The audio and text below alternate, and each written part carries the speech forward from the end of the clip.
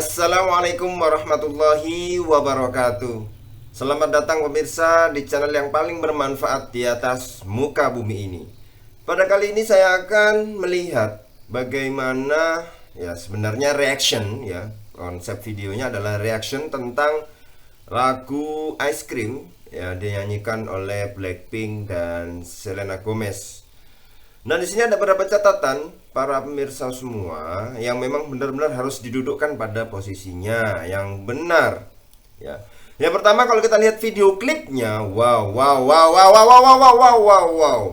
Ya, ini banyak, kalau kata teman saya, Kang Amin namanya. Itu waduh, banyak vitaminnya katanya. Banyak vitaminnya. Nah, ini banyak mengumbar aurat wanita. Nah, kalau saya memberikan ya, saran nasihat kepada adik-adik, kepada anak-anak saya, kalau banyak nonton gini itu akan terhalang dari ilmu. Sesuai dengan syairnya Imam Syafi'i, syakautu ila waqi'in su'a hifdi fa arsyadani ila tarkil ma'asi. Saya melapor ya, curhat ya, istilahnya kalau zaman sekarang ya curhat ya kepada Waqi'. Waqi' ini adalah guru dari Imam Syafi'i. Su'ahifdi, kesulitan menghafal saya. Aduh, saya kok susah menghafal. Maka beliau menganjurkan kepada saya untuk meninggalkan maksiat. Ya. Wa 'allamani annal ilma nurun, dan beliau mengajari kepada saya bahwa ilmu itu adalah cahaya. Wa nurullah la yuhda lil 'asi, dan cahayanya Allah tidak diberikan kepada orang yang melakukan maksiat. Nah, di sini karena banyak aurat wanita ya, ini maka justru menghalangi kita dari ilmu. Nah, kalau yang nonton videonya baru rilis saja itu 190 juta. Wow, ya. Itu trending di nomor 1 kalau kita buka. Nggak tahu trending di negara lain nomor berapa, tapi di Indonesia nomor 1, 190 juta. Saya nggak bayangin anak-anak kita, pemuda-pemuda, adik-adik semuanya bisa terhalang dari ilmu gara-gara nonton video kayak gini. Dan mungkin bukan hanya satu video, video-video yang lain ya. Maka ya, ini sifatnya nasihat. Yang kedua, kalau kita lihat dari liriknya tidak mendalam, hanya mengunggulkan irama atau punchline ya. Punchline itu maksudnya bunyi akhirannya itu biar sama gitu. Tapi ketika nanti dijadikan satu kesatuan, apa sih maknanya ini? Ya kan, apa maknanya ini, kok nggak nyambung gitu kan.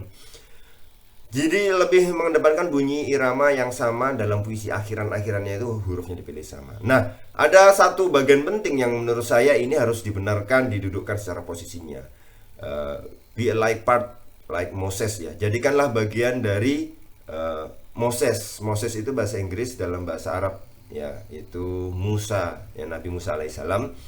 Mungkin ya, ketika ini sudah dikonfirmasi, kemudian beliau sang pencipta lirik itu mengatakan jangan gitulah, ini maksudnya seperti ini. Yang saya tangkap itu adalah maksud dari pencipta lirik, kalau jadi lelaki kalian harus bisa berbuat apa saja membuktikan cintanya kepada sang wanita.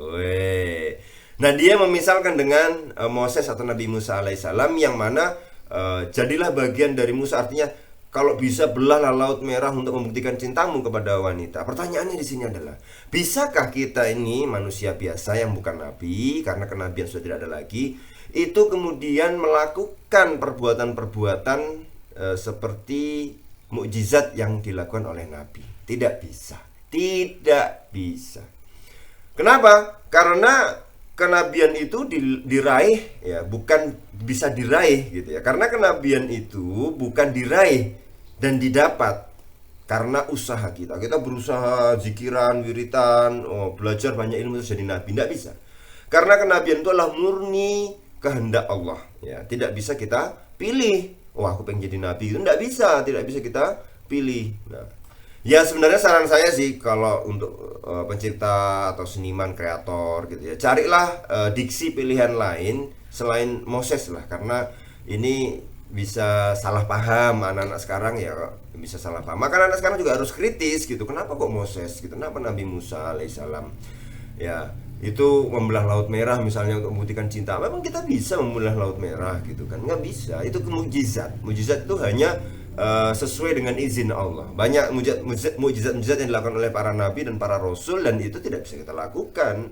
Dan itu pun terjadi karena, jadi mukjizat itu artinya adalah untuk menantang, ya, menantang orang-orang yang tidak percaya kepada Nabi. Nah, setelah tantangan itu mereka tetap tidak beriman, maka yang terjadi adalah hukuman. Itu sebelum Nabi Muhammad SAW, mulai dari Nabi sampai ke atas semuanya berlaku demikian.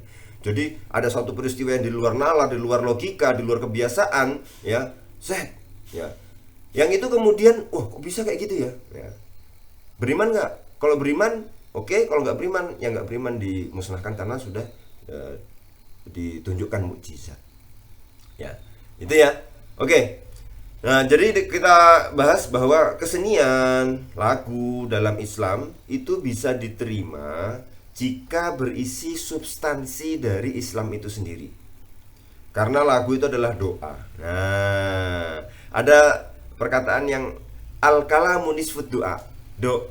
Perkataan itu adalah sebagian dari doa. Kalau kita ngomongnya yang baik-baik itu sebagian dari doa, setengah daripada doa. Maka pilihlah perkataan yang baik, maka pilihlah lagu yang baik, karena doa gitu.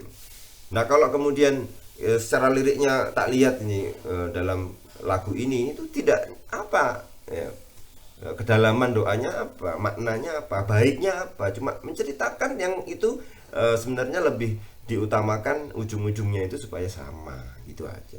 Nah, kemudian saya juga punya teman yang non muslim ya.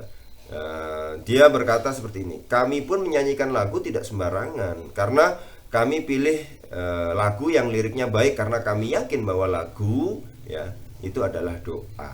Ya, kok sama di Islam juga gitu. Saya pernah ngobrol, al-kalam nisfu doa gitu ya. Jadi mereka pun orang-orang non muslim yang ketika ibadahnya dengan nyanyi gitu, itu pun memilih lagu-lagu yang baik dalam keseharian mereka ya. Karena mereka yakin bahwa lagu itu adalah bagian dari doa. Terima kasih. Wassalamualaikum warahmatullahi wabarakatuh.